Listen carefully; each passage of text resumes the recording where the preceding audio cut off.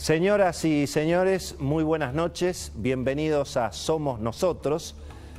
En las últimas semanas, básicamente durante agosto que acaba de terminar, y mientras los argentinos estábamos, por supuesto, entretenidos con los escándalos en la intimidad de Olivos, las discusiones, bueno, el ingreso ya en el territorio de la pavada en términos de campaña electoral, desesperados los candidatos por buscar el voto joven. Mientras que estábamos en todos estos temas, bueno, los mercados financieros, el mundo financiero, parece haber decidido poner una ficha en Argentina, apenitas una ficha.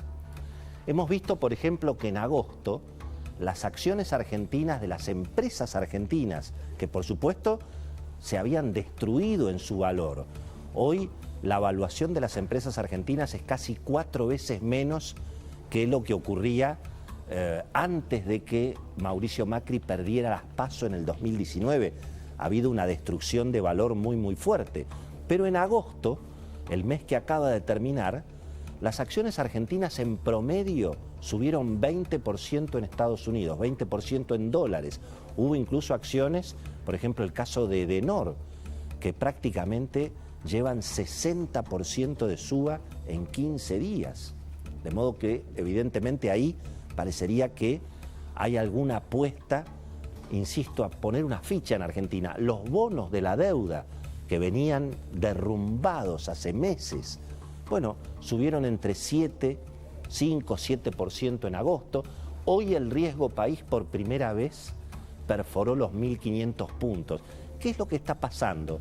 Bueno, parecería que en algún sector del mundo financiero hay una percepción de que el gobierno puede llegar a tener un disgusto electoral justamente en las PASO y eventualmente en las elecciones generales de noviembre, y ese resultado interpretan en el circuito financiero, quienes están apostando en este sentido, este resultado tarde o temprano terminaría debilitando las posiciones más radicalizadas, lo que representa eventualmente las ideas económicas de Axel Kicillof, todos los sectores de izquierda que obviamente se encolumnan detrás de Cristina, y entonces se observa que eventualmente Argentina va a ir a un acuerdo con el fondo, tal vez no el mejor acuerdo, pero se aleja esa idea de la radicalización.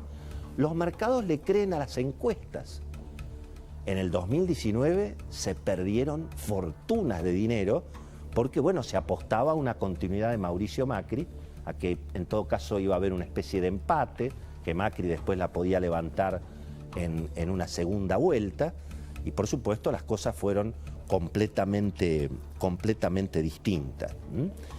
Ahora, en el fondo, un poco lo que recién planteábamos con Luis Majul, ¿cuál es la pregunta que todo el mundo se formula? Por supuesto, ¿cómo sigue la película después de las elecciones? Muchos apuestan a que finalmente el gobierno tarde o temprano algo va a tener que devaluar o tal vez va a tener que acelerar el ritmo de la devaluación del dólar oficial.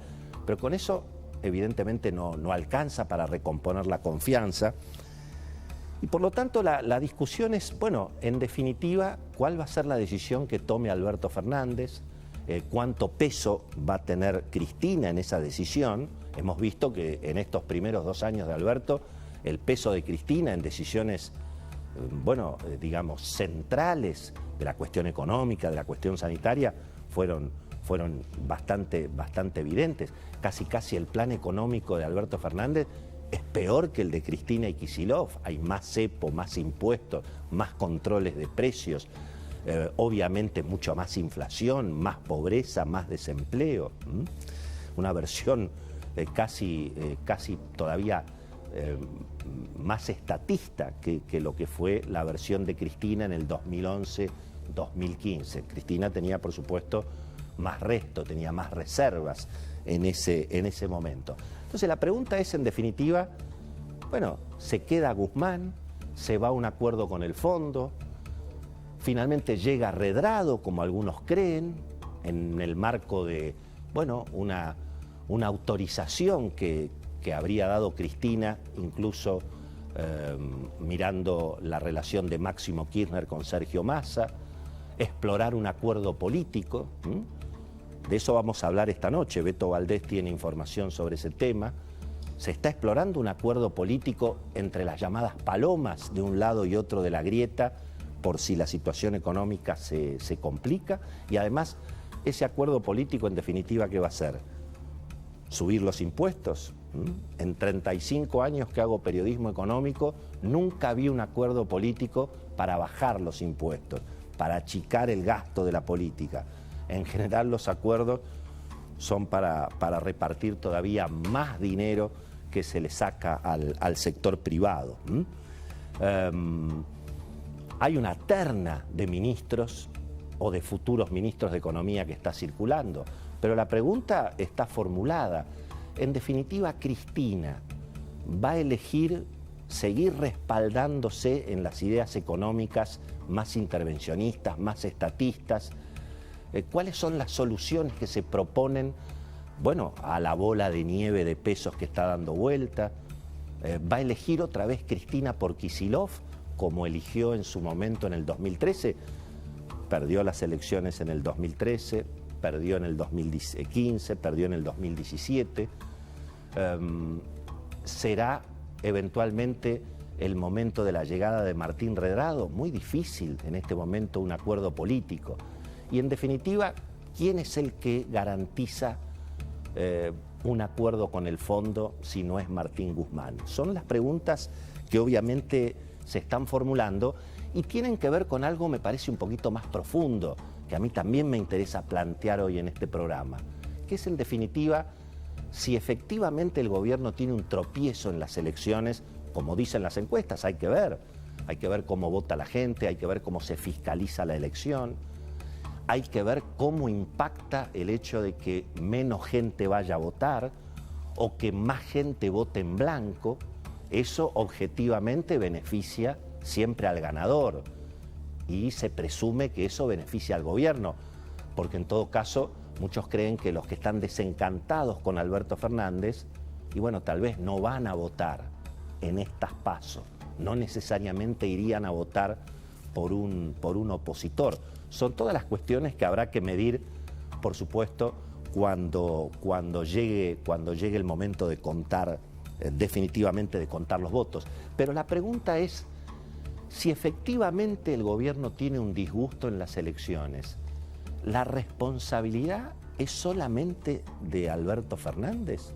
No, o sea, no hay ninguna duda que nada sustituye la autoridad de un presidente y que es el presidente el responsable de lo que hace y de lo que no hace. Esto no hay ninguna duda. Y por supuesto está claro que Alberto Fernández armó un gabinete con figuras que evidentemente no estuvieron a la altura de las circunstancias. El gabinete estuvo siempre mal loteado, se dejó avanzar evidentemente mucho por Cristina y los sectores de izquierda que representan y que se referencian obviamente en Cristina. Personalmente creo que el presidente, claro, se asustó con la pandemia y creyó venir una tragedia, obviamente, en el conurbano, y eso es como que lo hizo ir entregándose cada vez más. Ahora, a mí me parece que el problema que ha tenido la Argentina y el gobierno en estos 2 primeros años del gobierno, y bueno, son los fracasos en materia sanitaria y en materia económica. Y eso tiene mucho que ver, por supuesto, con la gestión de Alberto Fernández, pero con ideas que tienen más que ver con el Instituto Patria, con los talibanes sanitarios de la provincia de Buenos Aires, con las ideas estatistas del gobernador Axel Kicillof, en esta decisión de bloquear las vacunas de Estados Unidos y de apostar a las vacunas de Rusia y de China, que Cristina y Axel no tuvieron nada que ver. ¿Quiénes, digamos, los que se vacunaron de acomodo, los vacunados VIP, en general a qué agrupación política pertenecían? ¿Con qué líderes se identificaban?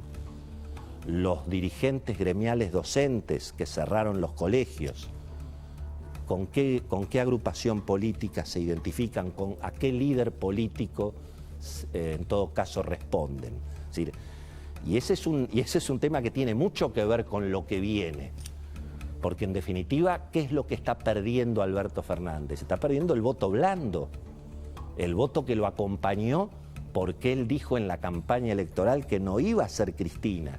Y sin embargo fue más Cristina que nunca. Y eso es en definitiva lo que veremos si le van a perdonar o no le van a perdonar. Andrés El Corvo Larreo que dijo, bueno, no le perdonan al presidente no haber traicionado a Cristina.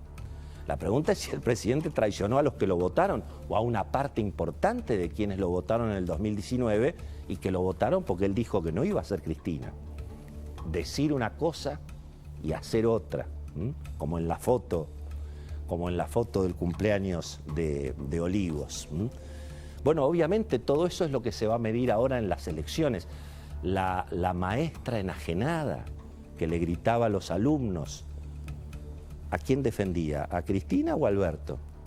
Por eso, digamos, la responsabilidad del presidente es enorme. Es más, las torpezas del presidente casi están salvando la situación de lo que ha significado esa dominancia de Cristina y de lo que Cristina representa, obviamente no es en términos personales, en esta primera parte del gobierno. ¿Es Alberto Fernández el único responsable de toda esta situación?